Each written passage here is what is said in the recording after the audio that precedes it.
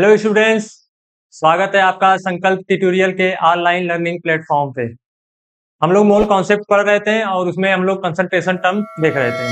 ठीक है, concentration term में हम लोग परसेंटेज कंपोजिशन, मोलैरिटी और मोलैलिटी के बारे में हम लोगों ने देखा था। ठीक है, एक सोल्यूशन के लिए मोलैरिटी देखी थी, फिर उसके बाद दो सोल्यूशन हो तो उसके लिए मोलैरिटी हम लोग देखी थी, मतलब मिक्सचर ऑफ सोल्यूशन के लिए हम लोगों ने देखा था।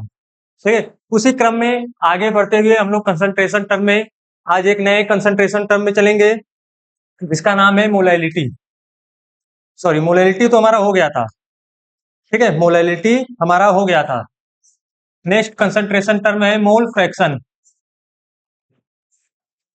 मतलब मोल प्रभाज।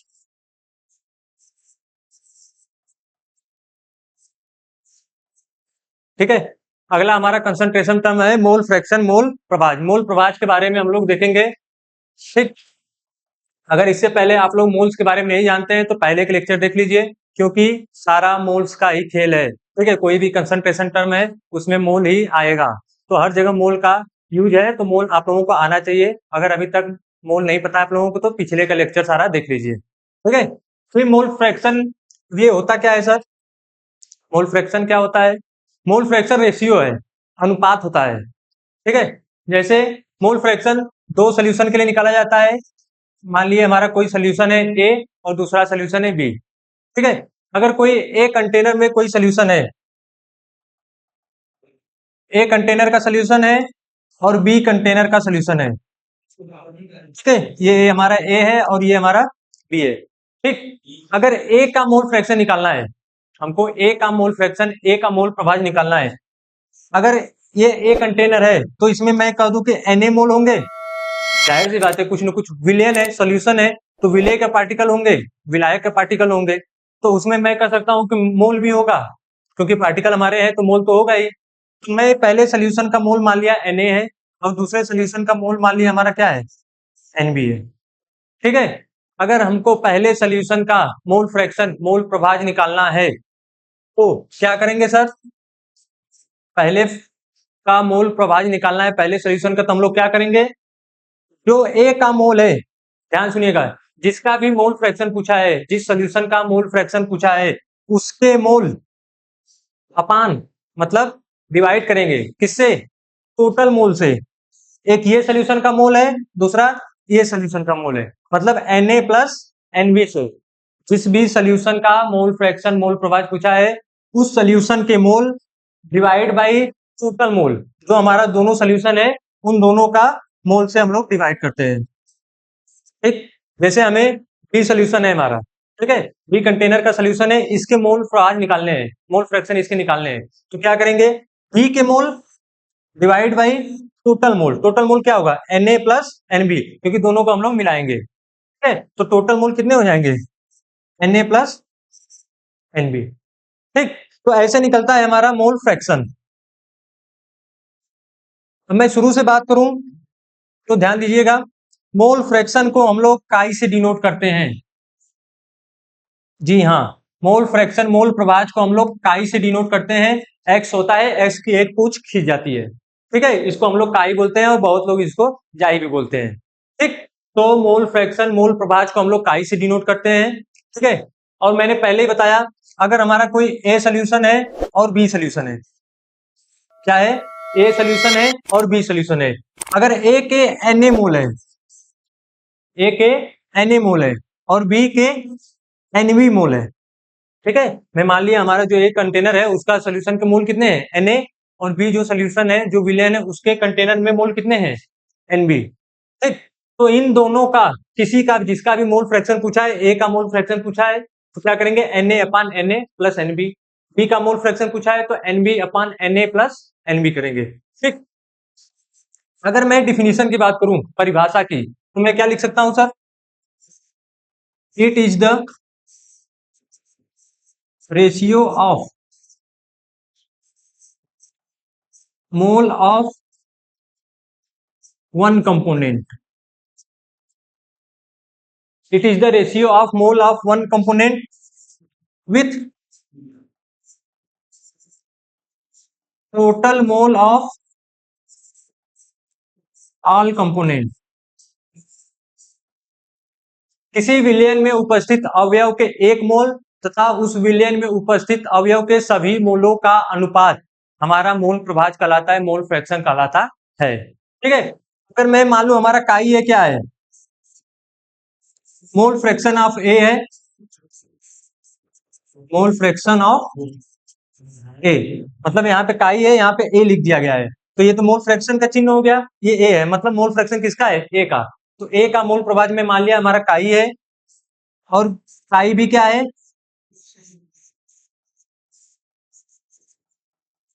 मोल फ्रैक्शन ऑफ बी। काई ए अगर मोल फ्रैक्शन ए का है और काई बी मोल फ्रैक्शन बी का, मतलब ए का मोल प्रभाज काई ए, बी का मोल प्रभाज काई बी। तो किसी भी सोल्यूशन में जब दोनों को मिक्स कर देंगे तो उस सोल्यूशन में ए का मोल प्रभाज कैसे निकलेगा, उसके लिए मैंने क्या बताया, अगर ए की मोल Na है और बी के मोल Nb है, ठीक, ए के मोल Na है और बी के मोल Nb है, अगर ए की मोल प्रभाज की मैं बात करूं, ए का मोल फ्रैक्शन, तो क्या करेंगे सर, ए का मोल कितना है, Na, जिसका मोल फ्रैक्शन पूछा है उसका मोल, तो यहाँ पे क्या लिखेंगे, मोल ऑफ ए अपान, अब कितने मोल है इसमें, सोल्यूशन जो बनेगा उसमें कितने मोल होंगे, Na होगा और दूसरा क्या होगा, Nb, मतलब क्या हो जाएगा, mole of A plus mole of B. तो काई ए बराबर क्या होगा, ए का mole Na upon mole of A Na plus mole of B Nb। ठीक, तो ये था ए का मोल फ्रैक्शन, ए का मोल प्रभाज, सिंपल सा चीज है, जिसका भी मोल फ्रैक्शन मोल प्रभाज पूछा है उसके मोल पान, जो जितने भी मोल हमारे सोल्यूशन में है उसके सम कर देंगे, Na प्लस Nb। अगर यहाँ पे C और D और कोई सोल्यूशन होते हैं तो हम लोग लिखते हैं Na अपान Na plus Nb plus Nc plus Nd, ऐसे करके लिखते हैं।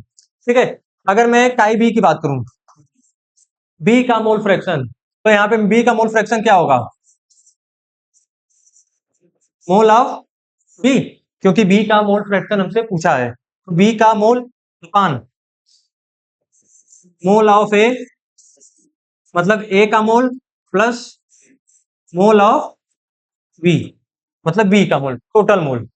ठीक है, तो मोल ऑफ बी क्या है, Nb अपान Na प्लस Nb, ये क्या है सर हमारा, काई बी है, मोल फ्रैक्शन ऑफ बी है। ठीक, सिंपल सी चीज है, जिसका भी मोल फ्रैक्शन पूछा है उसके मोल अपान जितने भी मोल हमारे सोल्यूशन में प्रेजेंट है सबका सम, ठीक है, वो हो जाएगा मोल फ्रैक्शन। तो यहां से साई ए निकल गया, काई ए भी जिसको बोलते हैं, तो काई ए हमारा क्या है, ए का mole fraction mole of A upon mole of A plus mole of B, chi B क्या है, बी का पूछा है तो mole of B upon mole of A plus mole of B, ये हो जाएगा। ठीक है, अब इसमें कुछ पॉइंट होते हैं जो कि रिमेंबर रखने हैं, आप लोगों को याद रखने हैं, जरूरी पॉइंट है, इंपॉर्टेंट पॉइंट है। वो पॉइंट क्या है कि सर, पॉइंट ये है मोल फ्रैक्शन में कि sum of the mole fraction, sum of the mole fraction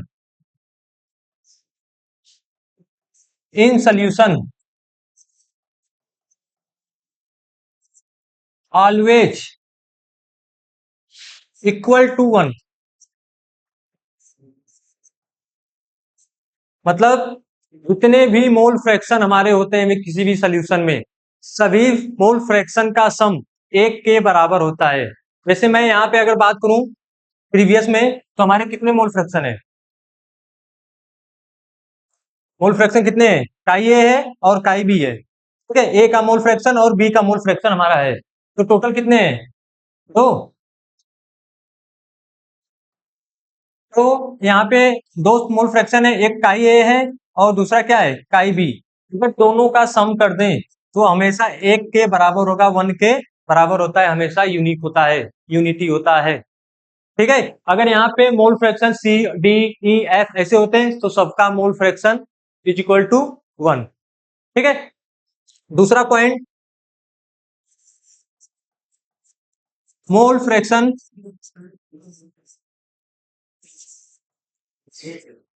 of any component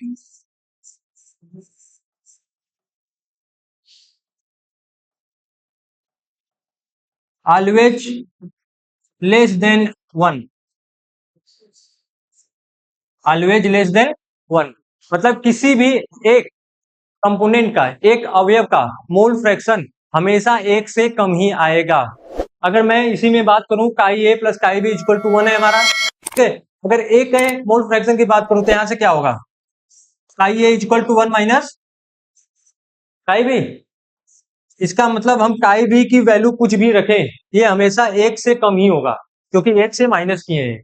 काई बी की वैल्यू जितना भी हम कुछ रख दें, जितना भी ज्यादा रख दें, जितना भी कम रख दें, हमेशा क्या आएगा, 1 से माइनस ही आएगा, एक से घट के ही कुछ आएगा, मतलब एक से कम आएगा।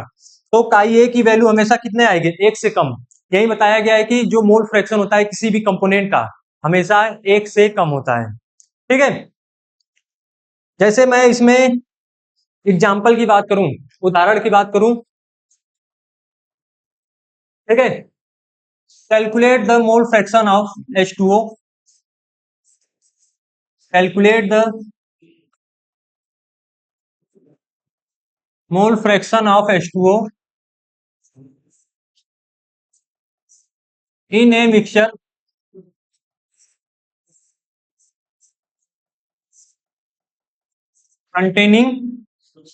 mixture containing 0.4 gram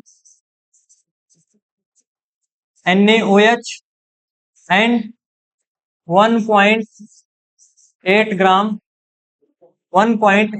of H2O water, ठीक है। मतलब एक 0.4 ग्राम का NaOH सोल्यूशन है और दूसरा 1.8 ग्राम का H2O सोल्यूशन है, दोनों को मिक्स कर दिए हैं, तो उसमें H2O का मोल फ्रैक्शन बताना है, H2O का मोल प्रभाज बताना है, ठीक है।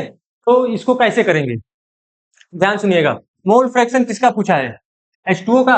हम लोग क्या लिखेंगे, H2O का मोल फ्रैक्शन हमको निकालना है, तो जिसका मोल फ्रैक्शन पूछा जाता है, जिसका मोल प्रभाज पूछा जाता है, उसके मोल, तो मैं यहाँ क्या कर सकता हूँ, H2O का मोल, ठीक है, अपान H2O का मोल, जितने अपान जितने भी सोल्यूशन में मोल होते हैं सबका सम। एक तो H2O है, दूसरा क्या है, NaOH। तो यहां से मैं क्या लिख सकता हूं, N ऑफ NaOH, मतलब H2O का मोल फ्रैक्शन पूछा है तो H2O के मोल अपान H2O के मोल प्लस NaOH का मोल, सोडियम हाइड्रोक्साइड के मोल। तो मोल निकालना मैंने आप लोगों को पहले ही बता चुका हूं, ठीक है। तो अगर नहीं आपको पता है तो उसको पहले देखिए मोल कैसे निकाला जाता है, ठीक है। मैं यहाँ पर एक बार और बता रहा हूं, हमको निकालना क्या है, H2O का मोल, ठीक। और H2O के लिए कुछ दिया है 1.8 ग्राम ऑफ H2O, मतलब जल का 1.8 ग्राम, ग्राम है तो क्या है, वेट है, भार है। भार और मोल में क्या रिलेशन होता है, गिवन मास या वेट अपान मोलर मास, मतलब दिया गया भार बटा के अणु भार। तो मास हमारा कितना दिया है H2O का, 1.8 ग्राम, तो यहां से हो गया 1.8 अपान मोलर मास, H2O का मोलर मास, H2O का अणु भार क्या होगा, 2 इंटू हाइड्रोजन का 1 है प्लस ऑक्सीजन का 16, टोटल कितना आ जाएगा 18। तो यहां से कितना हो जाएगा 18, फिर इसको सॉल्व कर दीजिए, 1 अपान 10, मतलब 0.1, ठीक है। तो H2O का मोल निकल गया, तो H2O का मोल यहाँ रखेंगे, H2O का मोल यहाँ। अभी हमको क्या निकलना है, NaOH का मोल, तो यहाँ से हम लोग NaOH का मोल निकालेंगे, ठीक है। NaOH के लिए क्या दिया हुआ है सर, 0.4 ग्राम इक्वस NaOH, मतलब 0.4 ग्राम इक्वस NaOH दिया है, मतलब भार दिया है, मतलब वेट दिया है। तो मोल और वेट में क्या रिलेशन होता है, mole equal to weight upon molar mass, मतलब भार बटे अणु भार। सेम फार्मूला होगा, तो यहाँ पर क्या लिखेंगे, मास अपान मोलर मास। तो मास यहाँ पे कितना होगा, मास अपान मोलर मास। मास NaOH का कितना दिया हुआ है, 0.4 ग्राम, तो यहां से हो जाएगा 0.4 ग्राम अपान मोलर मास NaOH का।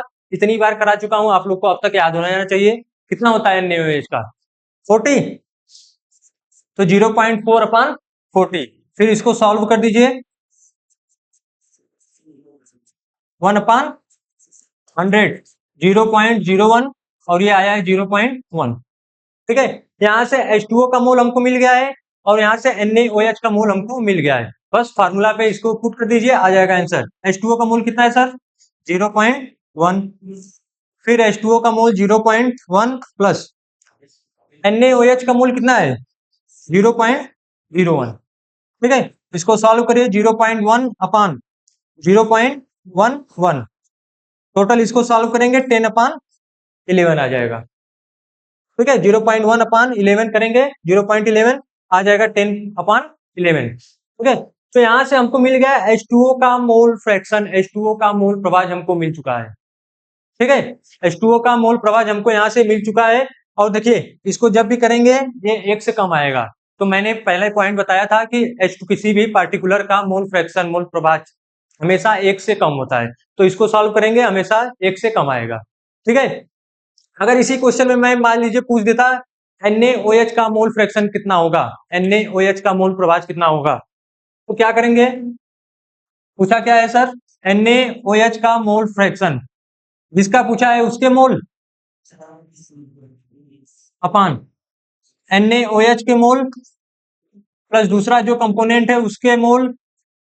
ठीक है, NaOH का मोल हम लोगों ने देखा था 0.01 था हमारा, 0.01 प्लस NaOH कितना था? 0.1, यही था हमारा।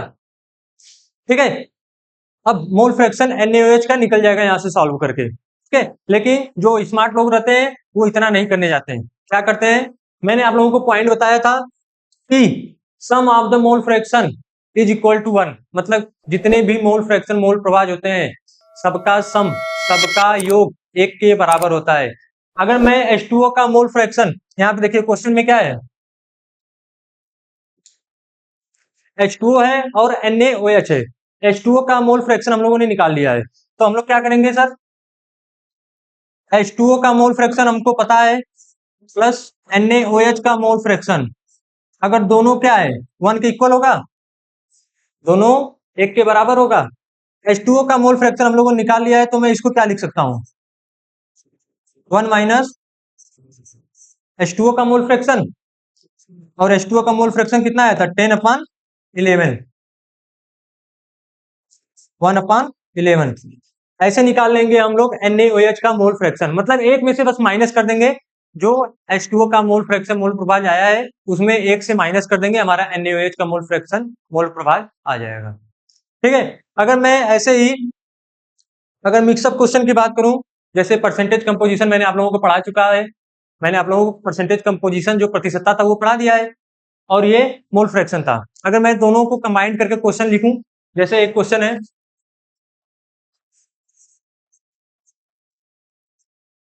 Calculate the mole fraction,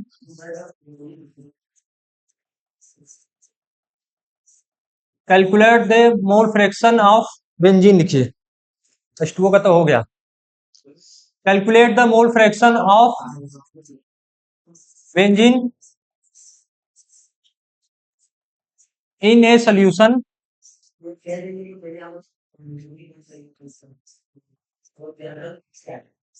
containing 30% by mass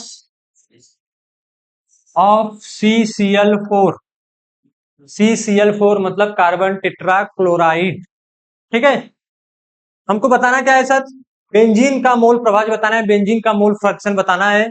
इसमें एक सोल्यूशन है जो 30% बाई मास है CCl4 सोल्यूशन में। ठीक है, तो 30% बाई मास है, मतलब 30% M/M हुआ। 30% बाई मास का मतलब क्या हुआ? 30% M/M। और इसको कोडिंग करना है, इसका मैंने आप लोगों को बताया था। क्या लिखेंगे? ऊपर वाले को हम लोग सल्यूट लेते हैं, विलेय, और नीचे वाले को सोल्यूशन लेते हैं, विलेय। ठीक है, ऊपर वाले को विलेय, नीचे वाले को सोल्यूशन। मास है तो बाहर रहेगा दोनों, तो इसको क्या लिखेंगे? 30 ग्राम ऑफ सोल्यूट। कुछ कुछ याद आ रहा होगा आप लोगों को। 30 gram of solute present in, percentage है तो क्या लिखेंगे? 100 ग्राम, और नीचे सोल्यूशन होता है तो 100 gram of solution. 30% by mass का मतलब क्या हो गया? मतलब 30% M/M, 30 gram of solute present in 100 gram of solution. ठीक है, हमको निकालना क्या है sir, calculate the mole fraction of benzene. Benzene का मोल फ्रैक्शन निकालना है। बेंजीन का फार्मूला क्या होता है, C6H6, जिसका निकालना है उसके मोल अपान उसके मोल प्लस जो दूसरा कंपोनेंट है उसके मोल। दूसरा कंपोनेंट क्या दिख रहा है, CCl4, तो मैं क्या कर सकता हूं, CCl4 के मोल। ठीक है, मतलब हमको यहां से बेंजीन का मोल निकालना है और CCl4 का मोल निकालना है। ठीक है, बेंजीन का मोल निकालना है, CCl4 है। ध्यान सुनिएगा, बेंजीन हमारा सल्यूट हो जाएगा, यही पे दिया है 30 ग्राम 30% m/m by mass of CCl4, मतलब CCl4 विलयन में मिलाया गया है बेंजीन को। ठीक है, तो बेंजीन हमारा सल्यूट हो जाएगा और CCl4 क्या हो जाएगा, सॉल्वेंट हो जाएगा। ठीक है, तो यहां से देखिए 30 ग्राम ऑफ सल्यूट, मतलब बेंजीन का भार दिया हुआ है, सल्यूट हमारा क्या है, बेंजीन है, तो 30 ग्राम ऑफ सल्यूट दिया है, मतलब बेंजीन का भार दिया है।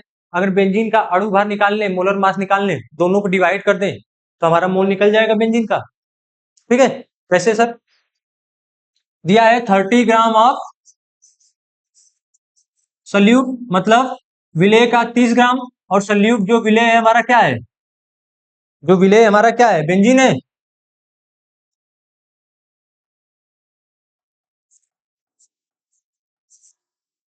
मतलब C6H6, बेंजीन का भार हमको दिया है 30 ग्राम, बेंजीन का मोल निकालना है, तो क्या करेंगे, बेंजीन का गिवन मास या वेट अपान मोलर मास। बेंजीन का भार कितना दिया हुआ है, 30 ग्राम। बेंजीन का मोलर मास, अणु भार क्या होगा, C6H6 का मोलर मास क्या होगा, 6 कार्बन है, एक कार्बन का 12 होता है, प्लस 6 हाइड्रोजन है, एक हाइड्रोजन का 1, तो कितना हो गया 72 प्लस 6। ठीक है, ये कितना आया 78।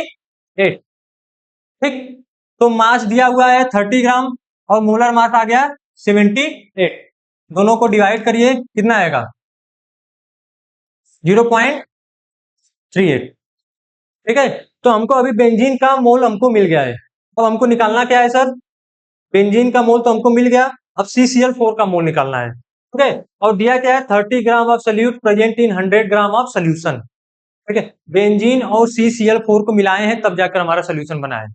ठीक है, तो बेंजीन का भार दिया हुआ है और सोल्यूशन का भार दिया है, और यहाँ पे हमको लिखना क्या है, सॉल्वेंट का भार मतलब विलायक का भार। ठीक है, तो CCl4 का क्या होगा यहाँ से, ठीक है 30 ग्राम ऑफ सल्यूट दिया है, मतलब मैंने आप लोगों को पहले ही बताया था सल्यूट प्लस सॉल्वेंट दोनों को मिलाकर हमारा सोल्यूशन बनता है, विलयन बनता है। विलेय प्लस विलायक को मिलाकर हमारा क्या बनता है, विलयन बनता है।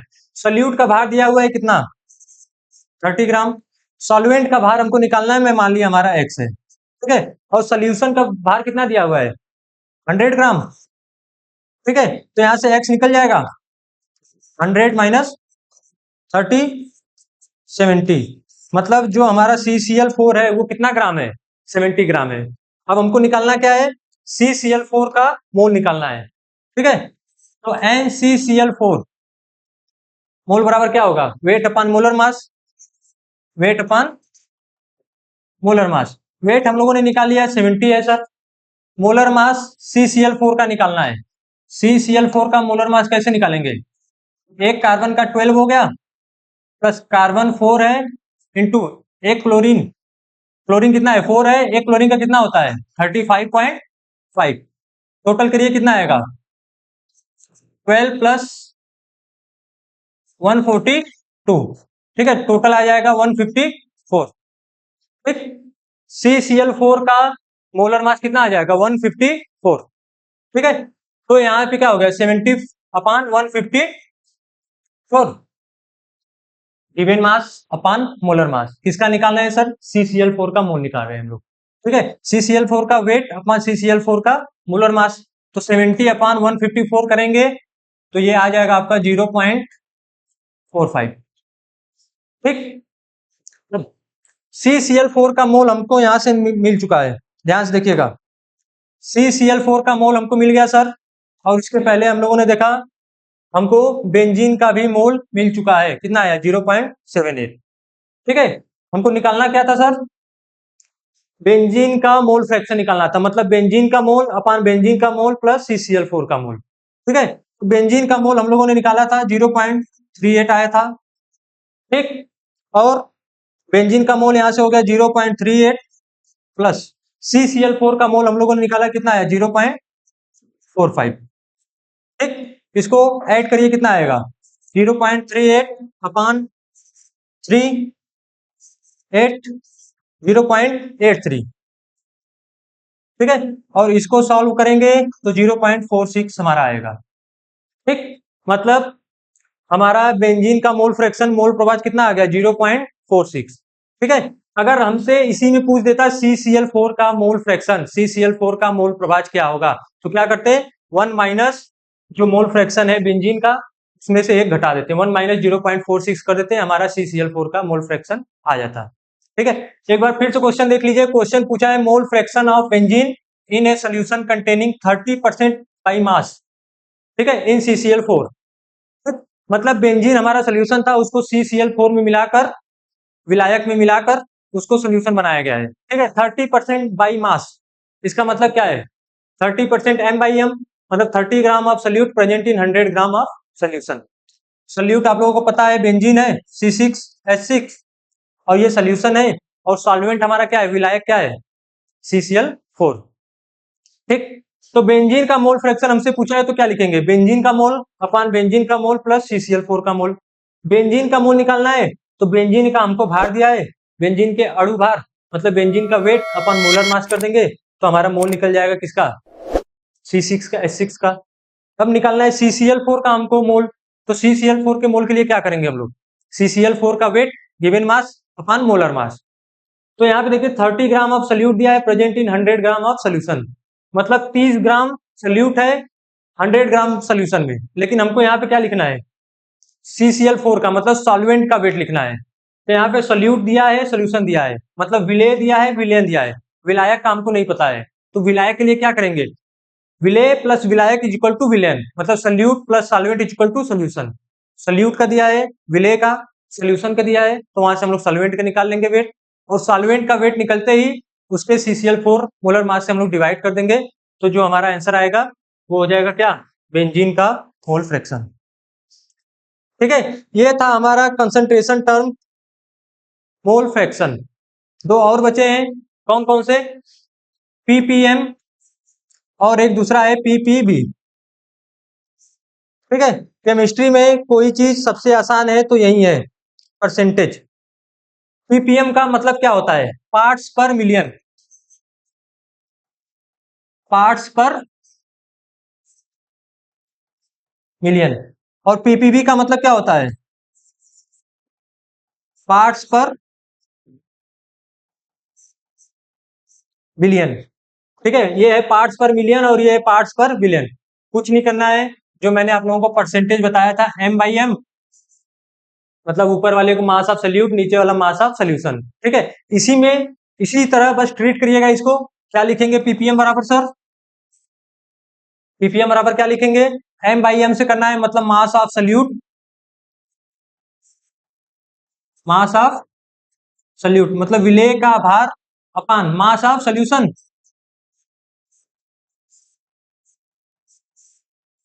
मास ऑफ सोल्यूशन मतलब विलेयन का भार। ठीक है, अब ध्यान सुनिए, यहाँ परसेंटेज था इसलिए यहाँ 100 से गुणा किए थे, अब यहाँ पे क्या है मिलियन है, और आप लोगों को पता है एक मिलियन में कितना होता है 10⁶।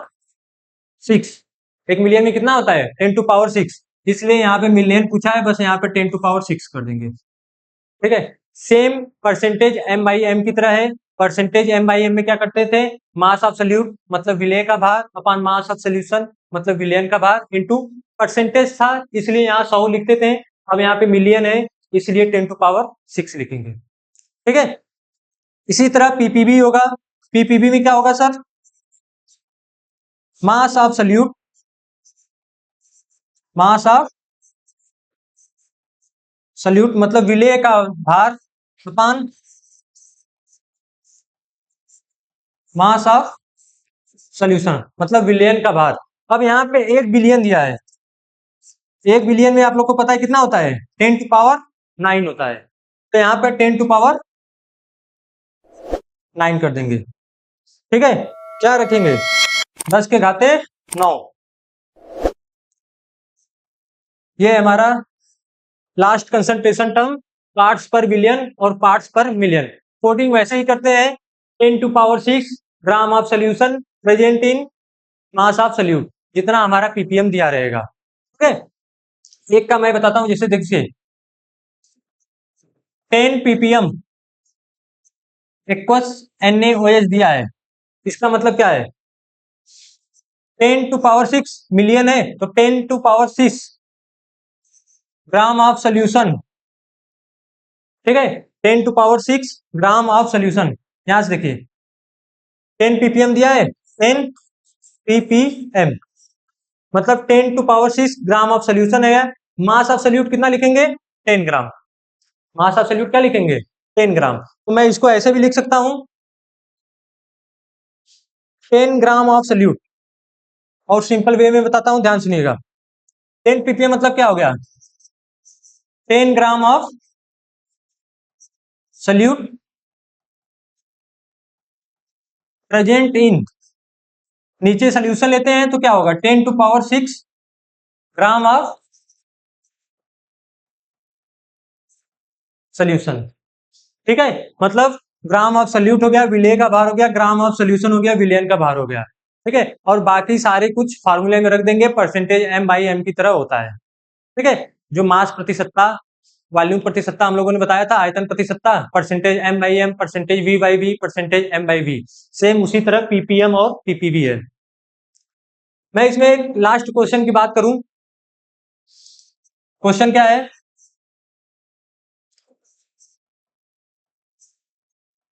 विच वन इज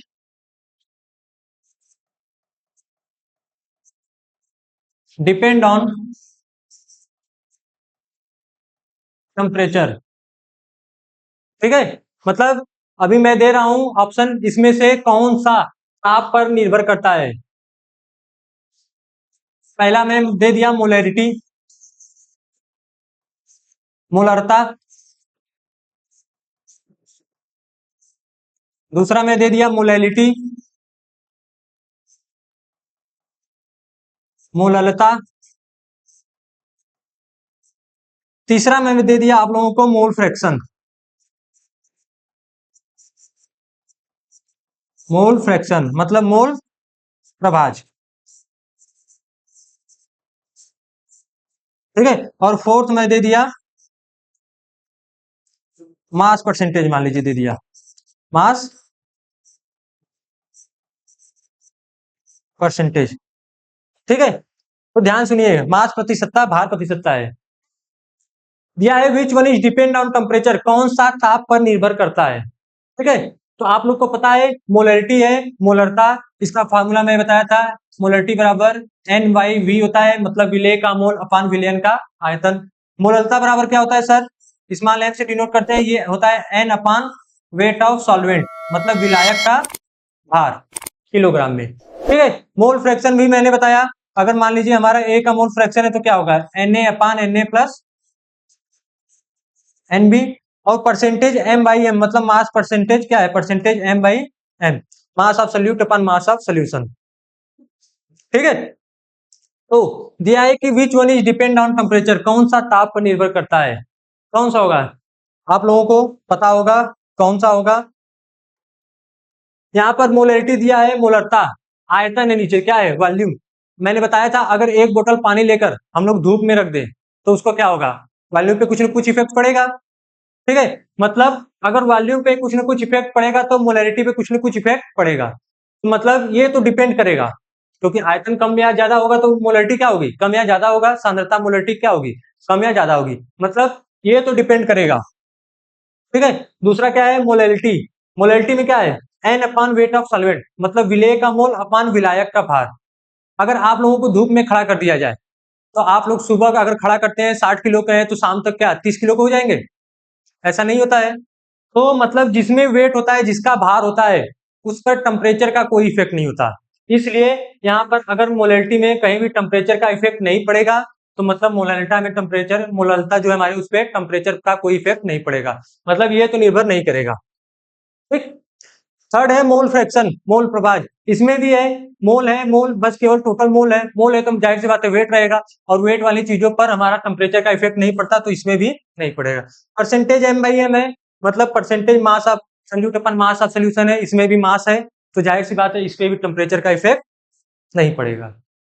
ठीक है, तो ये क्वेश्चन बहुत इंपॉर्टेंट है, क्योंकि हर एग्जाम में ऐसा कोई एग्जाम ही नहीं है जिसमें ये क्वेश्चन आया ना हो। ठीक, तो इस तरीके से हमारे जितने कंसंट्रेशन टर्म थे वो सारे आज फाइनली खत्म हो चुके हैं। कुछ एक्स्ट्रा पॉइंट है जो मैं नेक्स्ट लेक्चर में आप लोगों को लेकर आऊंगा, और कुछ इंपॉर्टेंट क्वेश्चन है जो कि मैं कराऊंगा। ठीक है, तो नेक्स्ट लेक्चर के लिए तैयार रहिएगा। अभी तक जितने भी लेक्चर हुए हैं, अगर आप लोग सारे लेक्चर देख लेते हैं तो मोल से रिलेटेड आपके सारे कॉन्सेप्ट क्लियर हो जाएंगे। ठीक है, इसलिए मोल पे जितने भी लेक्चर हैं सबको अच्छे से पढ़ लीजिए। नेक्स्ट लेक्चर में हम लोग क्वेश्चन प्रैक्टिस करेंगे, और कुछ एक्स्ट्रा पॉइंट मैं कराऊंगा, कुछ स्टैंडर्ड क्वेश्चन कराऊंगा जो कि एग्जाम में हर बार आते जाते रहते हैं। ठीक है, मिलते हैं फिर नेक्स्ट लेक्चर में। Thank you.